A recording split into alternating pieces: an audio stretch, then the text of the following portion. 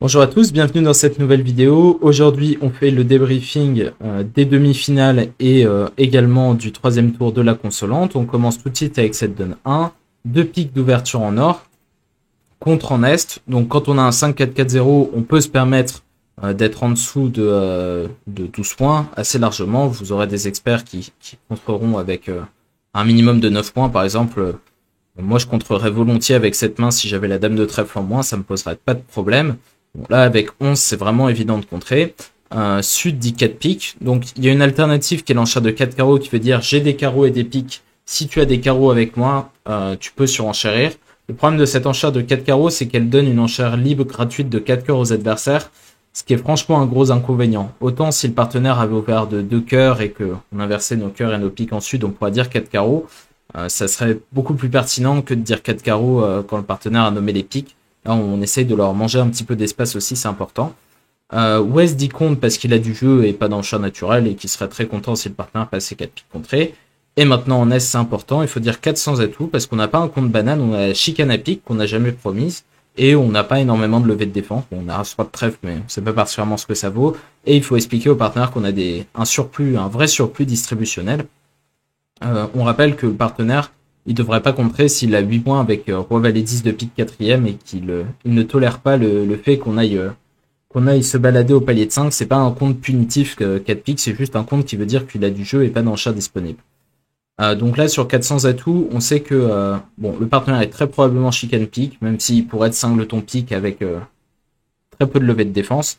Il est probablement chicane. On sait qu'on a dans les trois couleurs en dehors des piques, on a 12 points d'honneur, que le partenaire en a environ 11, peut-être même 10. Bon, il y a un maximum de 8 points d'honneur. On sait pas trop si le chelem a de bonnes chances de gagner ou pas, mais on sait qu'il y a des possibilités de jouer des chelems à 0%, ce qui donne jamais très envie de dépasser le palier de 5. Donc j'aurais dit 5 trèfles avec cette main et ça devrait s'arrêter ici. À noter qu'en l'occurrence, il n'y a pas de défense à 5 piques puisque c'est 3 de chute et bon, il s'avère que par hasard, on peut gagner le contrat de 6 trèfles ainsi que le contrat de 6 cœurs sans difficulté majeure, mais que bon, c'était pas très normal de l'appeler. Il y a seulement 4 paires qui l'ont joué, il me semble, et c'était d'ailleurs un chelem sur une impasse. On arrive à la donne numéro 3, un pic d'ouverture en sud, passe en ouest, on est rouge contre vert, faire un bicolore serait vraiment abusif. Et avec la main de nord, maintenant, on est 6-4-2-1 avec dame 10, 9 de pique quatrième. Donc une très belle distribution, on est vert contre rouge.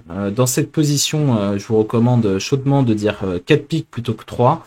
Vous avez vraiment des bons éléments pour essayer de barrer un maximum l'adversaire. Ça devrait pas être cher le contrat de 4 piques, même si vous tombez très mal. Alors très mal, qu'est-ce que ça veut dire? Bon, c'est même pas très clair, hein, parce que si votre partenaire a des carreaux, vous allez pouvoir affranchir les carreaux. Et si votre partenaire est court à carreaux, vous allez pouvoir faire des coupes de la main courte avec votre main. Donc elle est à peu près tout terrain et c'est pour ça que vraiment l'enchère de 4 piques, je pense, s'impose avec cette main. Contre en est, qui doit pas se laisser marcher sur les pieds, hein, il a beaucoup de jeux avec deux petits pics. Donc même s'il a pas 4 cœurs, il fait ce qu'il peut avec ce qu'il a. Bien évidemment, il va pas dire 5 trèfles et passer est hors de question. Donc il dit compte, passe S, West dit 400 atouts, donc il peut jouer dans deux couleurs différentes.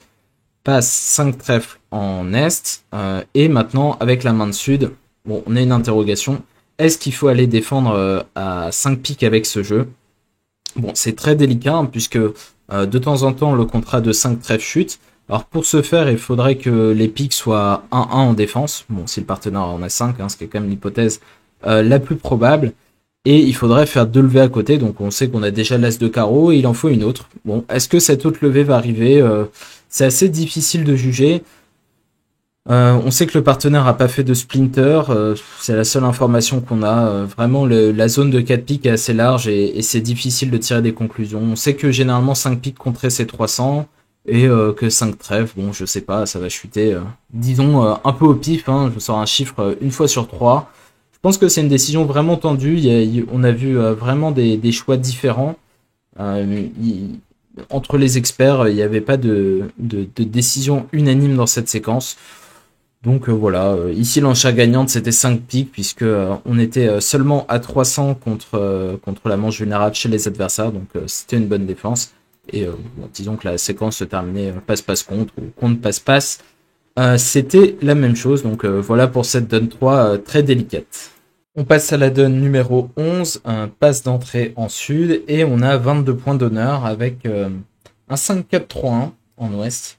Alors comment traiter cette main? Vous avez deux options, soit décider qu'elle vaut 22-23 régulier, soit préférer une ouverture d'un trèfle suivie d'un rebid à 2 piques sur l'enchère probable de un carreau ou d'un cœur du partenaire. Alors mon avis là-dessus, c'est que de manière générale, toutes les mains très fortes avec 5 en mineur et 4 en majeur, je préfère les ouvrir d'un mineur que les ouvrir de 2 trèfles, parce qu'elles sont beaucoup plus faciles à exprimer quand on ouvre d'un mineur, et que le seul mauvais cas, c'est quand le partenaire passe notre enchère d'un mineur, ce qui en soi est assez rare, puisque non seulement il faut qu'il passe, mais il faut que tout le monde passe à la table, et dans ce cas-là, bon, il faudra encore gagner la manche, hein, vous ne gagnez pas toujours quand le partenaire a 0 en face de votre ouverture, même quand vous avez 23 ou 24 points. Donc pour ces raisons, je préfère l'ouverture d'un trèfle, même si là, on a quand même roi dame valet et un as dans les couleurs annexes qui fait pas la main plus pure. Mais si on ouvre de 2 trèfles, ben, on doit décider que c'est régulier, on décrira jamais qu'on a 5 trèfles et 4 piques, et ça peut être très embêtant quand on est en zone de chelem, par exemple, le partenaire a as-dame de trèfle troisième et rien dans sa main, ben, on fait 6 trèfles, et alors qu'on peut pas le détecter si on ouvre de 2 trèfles suivi de 200 atouts. Un trèfle d'ouverture, on intervient à 3 carreaux en or. Alors le partenaire a passé l'entrée et je vous rappelle que ce barrage à 3 carreaux est un des plus embêtants du bridge puisqu'il y a beaucoup trop de choses à retrouver entre les feats majeurs et l'arrêt carreau. S dit contre, alors bon, c'est l'enchère qui vient le mieux. 3 cœurs serait forcing de manche, donc c'est un petit peu embarrassant. Si le partenaire dit 3 piques, bon, on aura le choix entre dire 4 trèfles qui devraient être non forcing ou passer et essayer de jouer plutôt dans 4 et 3. Bon, contre, on fait ce qu'on peut avec ce qu'on a, et si le partenaire nomme les cœurs, on sera content. Bon, l'essence et tout, on verra ce qu'on fait. Mais il faut bien dire qu'on a 8 points d'honneur à ce stade. Passe en sud, et là, bon, ouest est difficile à arrêter, il a 22 points, son partenaire en a promis 8.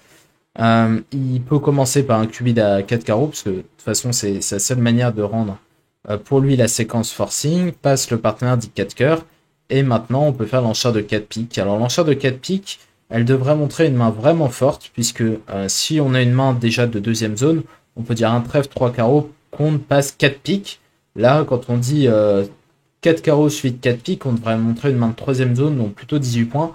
Là, on a 22, donc c'est quand même compliqué. On n'arrivera jamais à exprimer qu'on a 22 points avec cette enchère de 4 piques.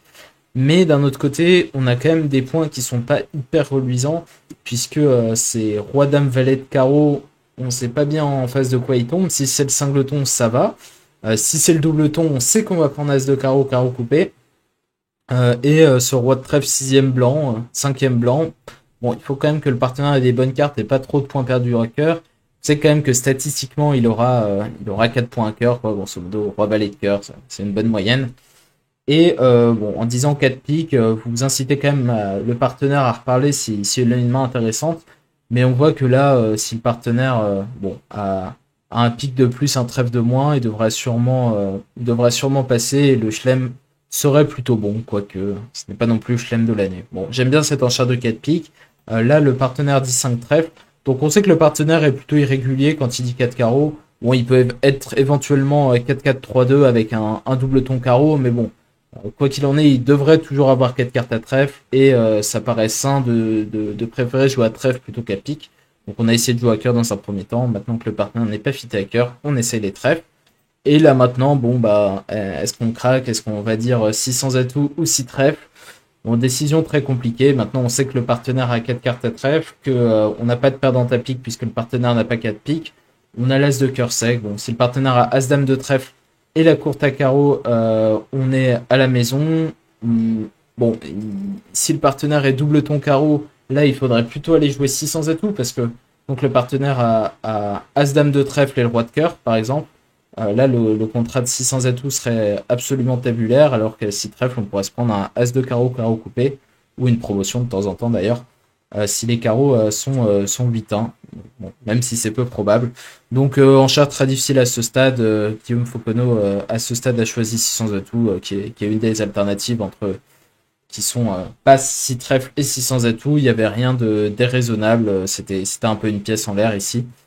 Donc voilà, bon, bah, ici on va dire passe parce que c'est l'enchère qui tombe bien. Enfin, 6 trèfles et l'enchère qui tombe le mieux, mais bon, c'est parce qu'il y a la dame de trèfle sèche en or. Ce qui ne sera bien évidemment pas toujours le cas et que le partenaire est cingleton carreau. Donc voilà pour Sendon 11. Vous pouvez pas trop vous en vouloir, quelle que soit la séquence que vous ayez faite. On finit avec la donne numéro 13, un trèfle d'ouverture en or, un cœur d'intervention. Alors on peut aussi intervenir à 200 atouts les rouges, mais on a quand même 1, 2, 3, 4, 5, 6, 7 perdantes. 7 perdantes, c'est beaucoup vulnérable. Généralement, on se limite à 6, voire à 5 pour les joueurs les plus conservateurs à de telles vulnérabilités. Donc un cœur, c'est ce qui est le plus raisonnable. Maintenant, avec la main dessus, on est 6-4-2-1, donc pour moi, c'est à peu près hors de question de passer avec un fit 9ème garanti à trèfle. Même si j'ai vu que beaucoup de joueurs l'ont fait, on a, je pense, un choix entre l'enchère de 1 pique ou de contre cachalot et l'enchère de 3 trèfles barrage. Alors je pense sincèrement, même si j'ai bien vu que sur cette donne, ça tournait pas très bien, j'aurais préféré une enchère de 3 trèfles qui a l'avantage de mettre beaucoup plus de pression aux adversaires et qui permet de retrouver la défense la plus probable. Donc, bon, disons 3 trèfles, même si compte marche mieux. Contre en ouest, donc on a du jeu, 14 points quand même. On essaye de retrouver un fit 6 et 2 à cœur ou un fit à carreau. Et voilà, on fait avec ce qu'on a. Si le partenaire dit 3 piques, on sera un peu embêté et on devra faire un choix entre une enchère de 300 atouts un peu tangente ou un pass pour jouer en 4 et 3 ou une enchère de 4 cœurs pour dire à 5 et 2. En tout cas, voilà le type de décision compliquée qu'on peut donner aux adversaires avec cette enchère de 3 trèfles. Maintenant en or, on a le cingleton carreau et on a 4 cartes à trèfle, donc deux nouvelles distributionnelles supplémentaires par rapport à ce qu'on a annoncé au début avec notre enchère à trèfle. Alors, la question c'est combien de trèfles on nomme. Si le partenaire a par exemple le roi de trèfle 6ème avec un cingleton à cœur, disons, on va perdre un carreau, un trèfle et éventuellement une levée de pique si le partenaire a rien dans la couleur, mais on a de bonnes chances de gagner la manche. Alors une possibilité qui marcherait très bien ici, ce serait de dire 3 piques en char d'essai. Bon, c'est peut-être un peu de la politique du résultat, donc il y a 2 autres alternatives qui sont 4 trèfles et 5 trèfles. Alors si on dit 4 trèfles, ça devrait finir 5 trèfles, pardon, ça devrait finir contre passe. Et si on dit plus souplement, je dirais 4 trèfles, on devra dire 4 carreaux en est, passe 5 carreaux en ouest, bien évidemment. Et maintenant, on a un problème d'entame en sud.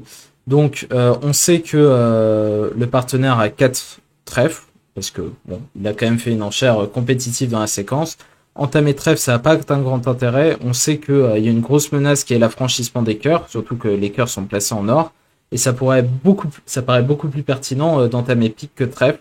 Trèfle, tout ce que vous pouvez toucher, c'est encaisser un as à l'entame, mais ça va pas vous mener bien loin et ça risque de mettre le partenaire en main à pique s'il y a une couleur à traverser. Donc typiquement, si le partenaire n'avait pas l'as de pique ici, et plutôt l'as de trèfle, ce serait entame et pique serait la seule entame qui bat, et là on voit que c'est un autre cas, bon un peu rare, hein, on va pas se le cacher, le roi de trèfle sec en face de l'as second, pour défausser un pique vous le verrez pas souvent, mais il y a d'autres cas beaucoup plus intéressants, dont un que j'ai cité, où il faut absolument entamer le valet de pique, et là le déclarant ne peut pas s'en tirer, puisqu'il perd 2 piques et un cœur. Donc 5 carreaux, ça fait 3 levées, ça fait une de chute. À noter que à 4 cœurs, ça gagnait pas non plus.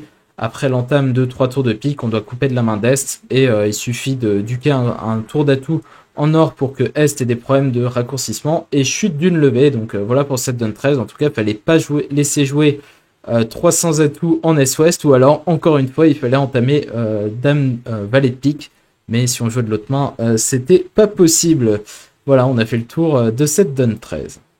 On va regarder bien évidemment les résultats. Donc dans les demi-finales, l'équipe Maubercaise a une petite avance sur l'équipe Goded. On a vu un match de haut niveau hier et on espère qu'on aura autant de spectacles ce soir.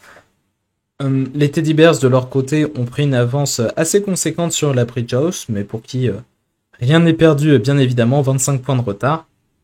En division 2, c'est Epsilon qui a pris une grosse manche vulnérable d'avance sur Vienna et une demi-finale moins serrée entre le BCGA et les Inoxydables pour l'instant, puisque le BCGA mène de 41 points et ça va être très difficile de remonter pour cette équipe.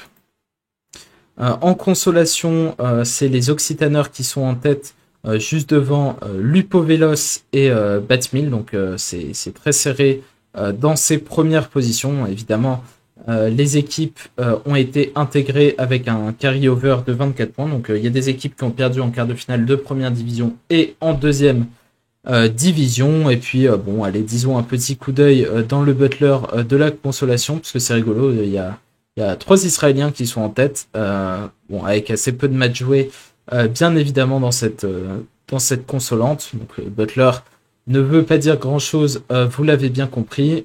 Et quant au Butler des demi-finales, bah, il n'y a qu'un match, donc évidemment, il ne fait pas beaucoup de sens. Donc on se retrouve ce soir pour les fins des demi-finales. Si vous n'êtes pas encore allé sur Twitch, je vous recommande fortement d'y aller, puisque en plus on vient de changer de design, donc on a un tout nouveau design, et puis il y en aura bientôt un sur cette chaîne de résumé. Donc bon, je suis impatient de voir ça. J'espère que vous aussi. Voilà. N'hésitez pas à liker la vidéo si vous avez apprécié, à vous abonner si c'est pas encore fait, et à ce soir. Salut!